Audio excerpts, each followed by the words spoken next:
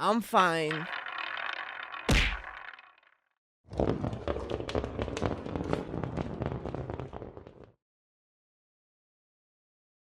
Welcome to another episode 25 of Talk Smart with Pugh and McCart. I'm Andrew McCart. That's young Joe Slick Hair Pugh.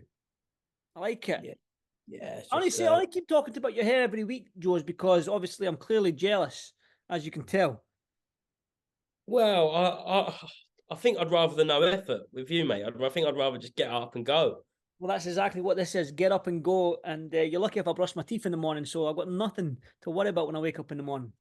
So, yeah, obviously Monday we're at 24 hours late because you were at a show last night in Bournemouth with Chris Billam-Smith defending his world title. But we'll go back to Saturday night's fight. We'll go back to the mega fight. I'm going to call it a mega fight because I was buzzing for this fight. I was really, really excited. Devin Haney against Regis Prograis. Regis Prograis defending his WBC 140-pound title. I'll start this off, Joe. Did not expect it. Did not expect that masterclass, if you want to call it, from Devin Haney. I just thought it was a complete shutout. I was trying to find, because I'm good friends with Regis Prograis, I've known him over the years. I was trying to find a way to give him a round, and I just couldn't. I just couldn't give him a round. And Devin Haney surprised me massively. Suited 140. I think he filled into 140 perfectly.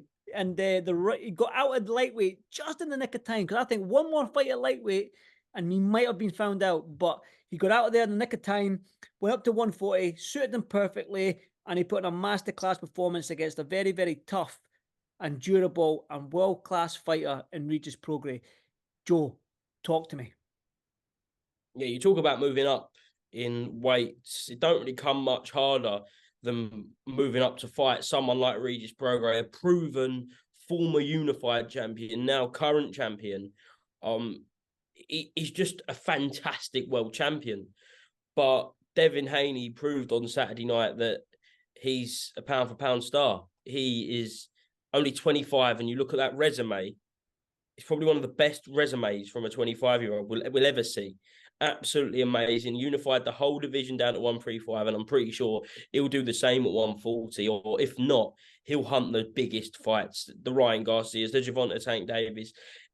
It's such an exciting division, but on Saturday night, it kind of proved that maybe Devin could be the best out of all of them, and he didn't give Regis an inch. He didn't let him have anything. It was just pure and complete and utter dominance. And yeah, it was fantastic to see. As much as we do kind of love to see an absolute war back and forth, sometimes you just got to sit back and admire a fighter's talent, and that's what you had to do with Devin Haney on Saturday night.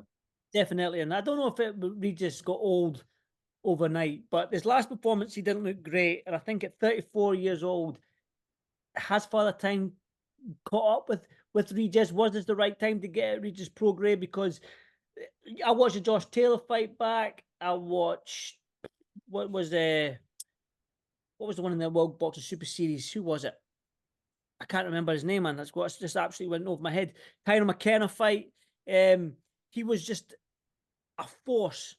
Do you know what I mean? It was just a force. I didn't see that last night. I didn't really looking at the corner work and listening to the corner work from Regis Prograis' corner. I almost thought, what are you talking about? Like, what advice is this? And I just think the corner work for Regis was very, very poor. And I don't know if anyone will agree with me on that, but listening to what the corner was saying, I was like, come on now. Give him something to go into this next round. A little bit like, what's Devin doing that you can try and overcome? Because Devin was just in cruise control. He was landing the backhand. He was doing what he wanted to do. And I just thought, had Father Time got up with Regis Prograis. Corner advice and the corner, was it good advice? I'm not too sure. But take nothing away from Devin Haney. He's actually talked about going up to 147. Can you imagine that? Virgil Ortiz, Boots Ennis. I mean, you put that young gun, Devin Haney, up there with Boots Ennis and Virgil Ortiz and all them young guns up there. That 147-pound division is always a sexy division, but it might just become sexy if Devin Haney goes up there. Yeah, I think there's no rush. I think he's proved that he's probably a big 140-pounder. He was always an absolutely massive 135. I don't even know how he made that, but I think what he showed on Saturday night was from what was 135, now 140, all the way up to 147. I hear even whispers of 154. For the next 10 years, I wouldn't be surprised if there was complete and utter domination, but from 140, 147, and then maybe in a few years' time, 154, there's so many great fights to be made. There's so many young, hungry fighters, and it is the new generation now. And at the forefront, it looks like it will be Devin Haney spearheading it. Definitely. But one thing I will say about Devin Haney, like I have been at a few of his fights. I think I've been to 3 of his fights, lucky enough. He knows how to nullify you, and it sometimes can maybe turn into a boring fight. If you're not a pure boxing fan and you tune in for some, I know he knocked down Regis Prograis, but it was more of a flash knockdown. Regis touched his glove down. It wasn't really on on his bum. But can Devin hurt these people where we can get an exciting fight from him? Do you know what I mean? I mean, he is in good fights, but I think he's got less than 50% knockout ratio. I know. Like, wins and winning boxing is pugilism. It's an art form. It's called the sweet science. I know that, but some fans, we like to tune in for these big knockdowns. And can Devin going up? If he couldn't knock them down at 135, can he knock them out at 140? Can he knock them out at 147? I mean, Boots Ennis, I know he's had 31 fights and 29, 28, 27 knockouts, whatever it is for Boots Ennis. But who's Boots Ennis fought? Do you know what I mean? Again, but at least he's knocking these guys over. He's putting them over. Do you know what I mean? I know his resume is nothing like Devin Haney's, but I'm just worried that if Devin Haney goes up even further and fights guys that are heavier and bigger and stronger, can he put a dent in them? And going off his last, 6 fights that he's went the distance with, I mean, that's probably the only knock you could probably put on Devin Haney is that does he carry power? The big question mark there, but there's no denying his skill set. The kid is talented. He's a phenomenal boxer. Phenomenal skill set. Very, very skillful. He's going to be hard to beat, but I think size matters. And if he goes up to 147, that's where we might see him come unstuck. But like you just said there, Joe, 140-pound, he is big at 140, and I think he'll stick around there and maybe even try and unify that and become undisputed in that division too. Yeah, there's so many great fights. Devin Haney versus Teofimo Lopez is just unbelievable. Both kind of coming off of them brilliant wins with Josh Taylor and Regis Prograis, who themselves had a fight of the year back in what was 2019, I think it was. Yeah, so that would be absolutely brilliant. I know, I think it just come up on my phone a couple of hours ago that there's discussions for Teo Matias. So if that comes off next year, that will just be fireworks. There's so many kind of variables. I see your face. You're loving that one, Andy. And then chuck Ryan Garcia into the mix because he's still a massive, massive name and he'll fight anyone. He's just come off the Oscar Duarte performance last week. He'll be looking to build. Oscar De La Hoya wants to make that fight. Eddie Hearn wants to make that fight. That fight equals cash signs. And just so happens it'll be a great fight to watch as well. Talk about Matias, man. I was an unknown entity to me until a couple of months ago, whatever it was. Like I knew of him, never really watched his fights. Then he became IBF world champion. Then I saw something. I went on the box rec, and then I looked on box rec, and it's like his last 5 fights. It was like retired, not knocked down or TKO. He has made his last 5 opponents quit. I gave up the ghost. Done. I'm done. I can't do it. Do you know what I mean? And that to me, that guy's phenomenal. 20 fights, 20 knockouts, 1 loss. Got the rematch with the guy that he beat him, and ended up just making him quit as well. I mean, the guy, Matias, is, I think, Teofimo, oh man, you can't even say the word. I'm too excited for that fight. I think that, just say it again, Teofimo Lopez against Matias. Wow. I mean, Matias is like this guy that he's unheard of. Nobody knows about him. Everyone's talking about Devin Haney and Ryan Garcia and the Teofimo Lopez's of this world. Nobody's talking about Matias one bit, and he is a sleeper, mate. He is phenomenal, man. Richard Hitchens, I know that he's been called for Jack Catterall as well at 140. I think I'll put Jack the favourite. Richard is very, very young, and he's only had 10 fights, and sometimes experience and age and all that comes with it is beneficial, and I think Jack carries that with him. But yeah, I just think right now the 140-pound division out with the 147-pound division, if you're there or thereabouts and you can jump between the 2 weights, it's going to be nothing but tasty fight after tasty fight after tasty fight if we can get all these fights made. But that Subriel Mateusz, mate, I don't know why. I want to. I can't wait till he gets a fight. I'm going to. I want to stay up and watch him because I really, really am fascinated by that fighter, that man. I really, really am. And 20, like I said, 20 wins, 20 knockouts. Last 5 opponents have quit. I mean, how many fighters have done that? Yeah, it reminds me of kind of a few years ago in prime Lomachenko when he was just making him stop. He was just doing everything. And yeah, bit of an enigma, Mateusz is. He's kind of come out of nowhere and he's literally just destroying people. And it'll be really interesting if the Teofimo Lopez fight comes off. First of all, unification, so that's really fantastic. But Teo's probably coming off of, if not Lomachenko, but what was an absolutely great performance against Josh Taylor. So again, potentially kind of the winner fight Devin Haney next year. Devin Haney can fight Ryan Garcia in the meantime, and then that little tournament between there. I know there's Matchroom, Golden Boy, and Top Rank involved in all that, but these fights need to happen. And all the zone, though. All the zone. Golden Boy, Matchroom. They're the zone. The network's not a problem there. But yeah, the one. I mean, O'Hara Davis, you can chuck him in the mix as well. He's fighting for the interim title against Barrios, I believe. So he's there or thereabouts. Jack Carroll's there. You've got Sandon Martin as well, who he lost against Teofimo Lopez, but a lot of people thought he won in that one. He's done one that people sleep on, Sandor Martin. He's fantastic. I think a lot of people, there's a lot of people that sleep, the guys that are asleep at that. Arnold Barboza Jr., I mean, don't sleep on him as well. So, I mean, that 140-pound division, if I was to go, like, if we go on Box Week right now and we have a little nosy, you'd probably be like, wow, there's nothing but monsters. So that's the same as the 147-pound division. Do you know what I mean? After the discussion, those two divisions are the average size man.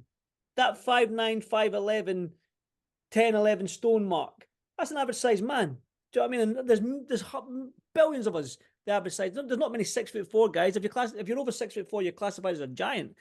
So there's always going to be great fighters. It's always going to be a stacked division because it's an average size man, and that's where they would fit if they had a category to boxing. They'd all slip right into that 140, 147-pound divisions, and that's why they're always the stellar division in terms of the good fights. Pacquiao's, Leonard's, Hearns, do you know what I mean? Duran. Then you got Mayweather's and stuff. All these guys, they're always there. So yeah, it's exciting times. And like, if we were to do a recap of this year, Joe, I think we'd be happy with boxing. Upset with some things, but I think the way boxing's gone so far this year, I think it's on the up.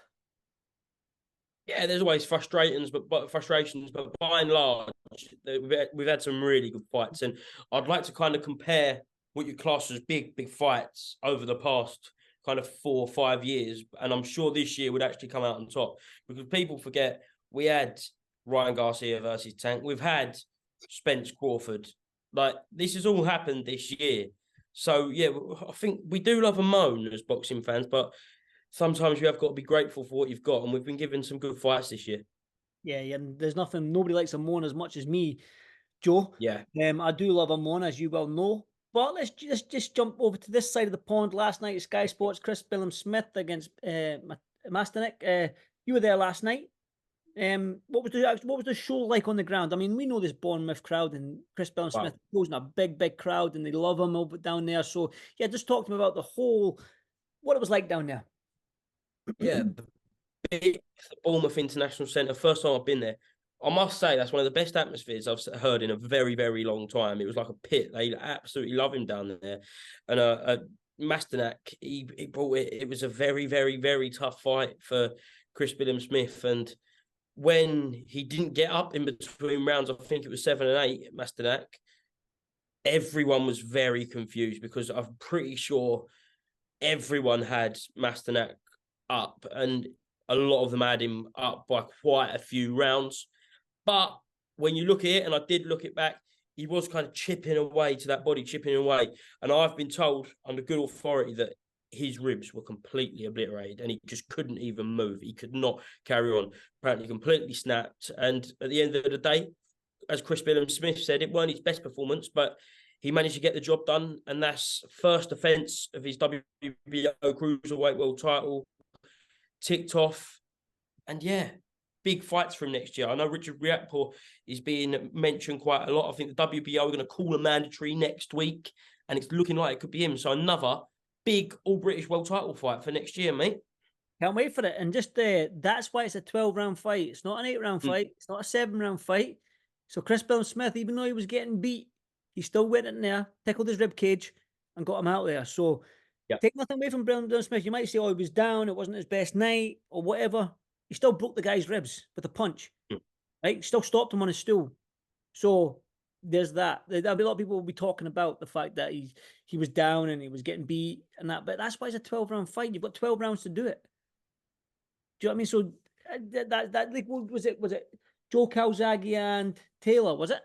Remember Joe Calzaghe was getting pummeled by Taylor and ended up knocking him out? Yeah. Taylor? No, Carl Froch. Carl Froch, yeah. Carl Froch, yes. Calzaghe. Carl Froch. Carl Froch, Taylor, yeah. Carl Froch was getting pummeled and just boom. That's all it took. If you're still in the fight, and you've got that one punch in you, then that's what it takes. That's why it's a 12-round fight. It's not 10, 9, 8, 7, 6, 5. So anyway, well done to Chris Billam-Smith. You mentioned the Riakporhe fight there. I love it. I absolutely love that fight. We keep talking about this when we talk about like all British dust-ups and stuff like that.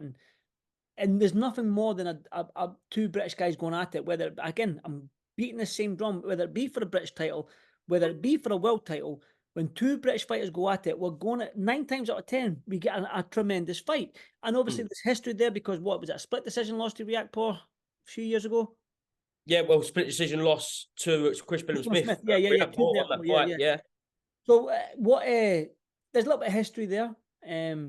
Riakporhe's been looking good. He likes to go at the body as well. He's had a good couple of body stoppages, body shots, knockouts as well. So yeah, it's an exciting time. But like when you look at the cruiserweight division, I think Britain are dominating the cruiserweight division right now with like Chef Clark. We've got Chris Billam-Smith, Riakporhe. I don't know about Cole. Is he staying down there? Is he staying cruiserweight? Or is he going to move up?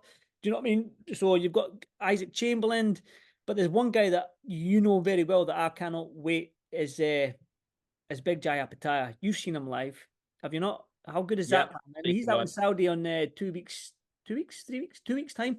Jai Apataya, I think he's the one in the cruiserweight.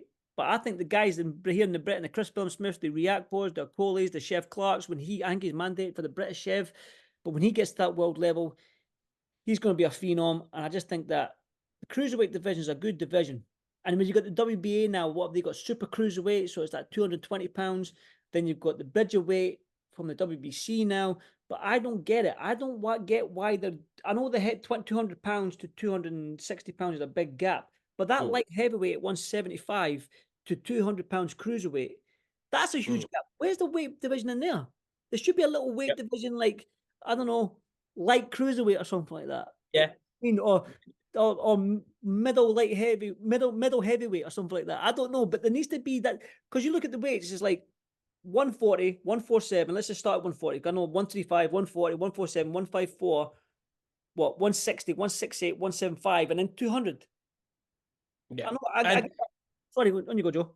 No, I was just going to say, if you kind of compare who are seen as probably the two best at each weight right now, you look at Dimitri Bivol or Beterbiev, whatever way you look at it, then compare them to size-wise, someone like Billam-Smith and Jai Apataya, it's completely different. And if you compare kind of your 140s to your 147, the average man on the street wouldn't be able to tell the difference. But if you compare Dimitri Bivol and Jai Apataya, there's a big difference when they're standing next to each other. Well, imagine like Lawrence Okoli and Bivol standing next to each other. There you go. And they're a division apart, really.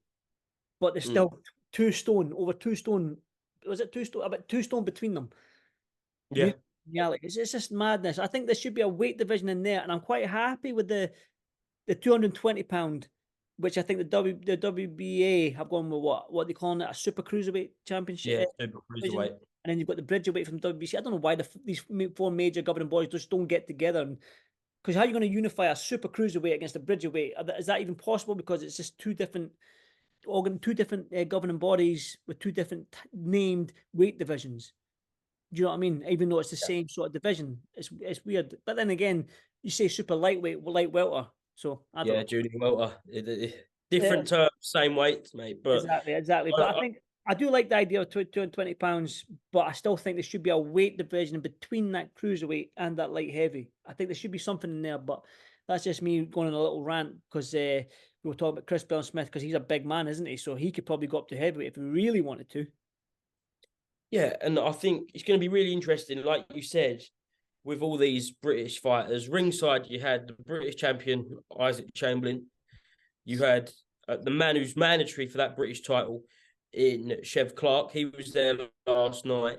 And I spoke to both of them. Chev's chasing Isaac, but Isaac's chasing Mikhail Shislak, which could be for the European title, which is going to happen early next year if Shislak chooses to take that fight. Then slightly behind Chev, or some may even say the same level as Chev, is Vidal Riley. He's around there. So it's all very interesting. You've got 6, 7, 8, 9 British cruiserweights who are all within 1 or 2 or 3 fights from each other, starting with the likes of Vidal Riley and then finishing off with your Akbors and Chris Billam-Smith, who are fighting for world titles. I like Vidal Riley because he could have easily went down that influencer route. Yeah, he could have. He could have easily have done that. He could have done Misfits and wiped the floor with Misfits and earned an absolute fortune. But you know what? He's went, you know what? I'm not in it for the money. I'm in it for the glory and the prestige and the legacy and whatnot. And he stuck around this professional game and he's going after it. And I commend him for that. I really, really do like the fact that he's doing that. And he probably is there or thereabouts. He's probably 2 fights away from Chev Clark or the British title, probably. But he can get there if he wanted to. Do you know what I mean? I think he just needs one more tough fight, maybe one more tough fight. That's somebody that's going to put him on his back foot. And we still need to see. I'm big on this, and I've said this before on a previous podcast, Joe. We've not seen fighters need to go for this adversity. We need to know how a fighter reacts when he comes back to his corner after being knocked down, or when he goes back to his corner and he's got a cut and blood is dripping in his eye. We need to know how a fighter reacts to that. If you can get past that adversity inside the ring and go on to win, that's when you know you've got a champion on your hands. And my old coach used to say that as well. Obviously, we need to know if you can go through adversity. You've had it easy. It's all right knocking everybody out and doing all this in the first, second round and whatnot. But it's what it takes for you to get up off the canvas, go back to your corner, dust yourself down, go back out the next round and get the job done. That's when we need to see. And I think Vidal Riley is probably 1 or 2 tough fights away from that British title. Yeah, and I think because of him training KSI and him being involved within that world, people forget he had a great amateur pedigree. He was a national champion. He was on that board at West Ham Amateur Boxing Club. So he hasn't come from nowhere. He just chose to boost his. Welcome back, Joe. Sorry, a little bit of a technical issue there. Your face froze. Your cheap Wi-Fi down in Essex isn't cutting it, man. My Glaswegian Wi-Fi seems to be a little bit stronger, as the Glaswegians are between you Essex boys. Yeah, but you were talking about Vidal Riley that coming from that West Ham's boxing club before you froze. Yeah, 1-0 Glasgow Wi-Fi, I think. Yeah, Vidal Riley. People forget that he's got the amateur background, West Ham Amateur Boxing Club. Just because he went and done something else, he's still a really credible fighter. And I can't wait for him to fight someone like Chev Clark and then move into that big domestic scene, because there's fights to be made at every single level, from English to British to European to world, and all of them could be Brits. I like Vidal Riley probably against one of my mates is David Jameson. Man, he had good fights with Mikhail a while, was in with Chev Clark, got beat by Chev Clark, obviously, but that's going to be a tough fight for Vidal Riley, and that's probably the fight that Vidal needs to go for a little bit of adversity, because David is he has been there with the top fighters. He's been there with the Lawals and the Chev Clark. So I think that's the type of fight that Vidal needs. And like you said today, there's fights to be made in that English, British, and world level at cruiserweight, and it's exciting times. But we're talking about the big guns here. We've got Saudi coming up with Wilder and Joshua and Hergovich and Jaya Pataya and Bivol. Do you know what I mean? It's unbelievable the amount of fights that are on that Saudi card. But listen, let's talk about the little guys quickly, because we will talk about them next week. The little guys, Sonny Edwards and Bam Rodriguez next week. You excited for that one? I'm always excited for the little guys because I absolutely love it. But this fight is dipping into an even bigger audience. Like, I love watching a couple of years back, like Chocolatitos, Estradas, and all of those guys, because they brought great fights. I don't think it's going to be that sort of fight, because that's not how Sonny Edwards boxes. But Sonny Edwards versus Bam Rodriguez is a true 50-50 unification title fight. And can I just say, how is the Ring magazine not on the line for this? I don't know. That's the thing. Like, I think what's going on? I totally agree with Sonny Edwards, man. It's number 1 against number 2, I believe, is it not? I don't know if it's number 1 versus number 2, but the Ring magazine have even made exceptions to make it number 1 versus number 3 in the past. Yes, So I can't tell you whether it is 1 or 2, 100%. But even still, these are definitely 1 or 3 or 2 or 3. This is a great fight, and yeah, the Ring kind of should definitely messed up here. The Ring magazine have messed up here. They really have. Yeah. Who else is there? Bam Rodriguez, Sonny Edwards. Who are we talking about? Alvarado? No, Felix Alvarado. I think Sonny Edwards already beat him, has he not? Felix Alvarado. Yeah. Right, and then you've got what's that? What's that, mate? Dalakian there. Yeah, I think he's got a world title, but he's definitely not in the league of Sonny Edwards and Jesse Bam Rodriguez. Right now. So who else is there? Why isn't this number 1, number 2, and why isn't the Ring magazine? It doesn't make any sense. But I'm sure it'll come to light, and I'm sure Sonny Edwards, if he beats Bam Rodriguez, will get a shot at that Ring magazine, and he wants to undisputed down at that flyweight division, and he can get it done if he wanted to. But it's a tough fight because Sonny's got this lateral movement and throws shots from different angles. So is Bam Rodriguez, but Bam Rodriguez is the one with the 11 knockouts in 18 fights, or 10 knockouts in 18 fights. So, I mean, he's the one that packs a punch, and we all know that Sonny Edwards, he can make you look silly for 12 rounds. Yeah, and Bam might be the one with the big KO record, but Sonny Edwards also the one that stopped the KO record of Mutilati when he won that world title. He was on a massive KO record himself. So it is really kind of chalk and cheese coming together, like completely different styles, but hopefully it will come off and it'll be really interesting. Like, it's a true intriguing fight. It might not be Gatty Walled, but it's going to be a chess match, definitely. Yeah, I agree, and I love Sonny, man. Sonny's still on Twitter talking shit to everyone and everyone he wants. So he's in training camp, the biggest fight of his career, and the guy can still go on Twitter and still fucking rip up the place and tear everybody a new arsehole, man. So he's some man. So he is, Sonny Edwards, and this is the fight he's called out for. He's not scared to call any of these guys out. So fair play to the man, and I can't wait for this fight next week, man. Sonny Edwards is he's probably the light division is always forgotten about, but with Sonny Edwards and guys like Bam Rodriguez and the Estradas and the Chocolatitos, these guys are bringing these lightweights back, man. These smaller weights back, and they're giving them some limelight, which is good to see. And Sonny Edwards, with the way he talks, and he's very, very articulate, and he can talk trash, but he can have fun with it at the same time. And he's just a great guy. I do like Sonny Edwards, and Bam Rodriguez is the same. And it's just going to be an intriguing fight. 2 undefeated world champion trying to unify the division. Man, what more do you want? Oh, 100%. I absolutely can't wait. And yeah, next week, I'm sure we'll be talking about a fantastic fight. And we'll see a unified champion unless it's a draw. But I very much doubt that will be the case. Dad, me too, Joe. Listen, that's probably it for this week. I do appreciate your time as always, young man. And likewise. Yeah. What's your plans for December? Is this any more shows coming up? Is that you? Last show of the year is this Saturday, all the way up in Sunderland. All the way up in Sunderland. We got Josh Kelly, good finish to the year. And then yourself, Andrew, you going to the big one? One of the big one, Saudi Arabia. The Scotsman's going to the desert, mate. Scotsman, listen, look. I'm of olive skin anyway. I think I might have a little bit of Spanish or Italian in me or something. I'm not as pale and pasty as half these jocks out here, mate. So I'm all right. I'll be all right in the desert. I should be all right out there. Yeah. Oh, tan will be stronger than my Wi-Fi. I tell you what, my tan right now is stronger. My tan right now is stronger than your Wi-Fi, and I've not seen sun in about 6 months. Listen, Joe. Appreciate your time as ever, young man, and enjoy your week. And I'll see you next Sunday. See you next Sunday, mate. Cheers, brother. I'm fine.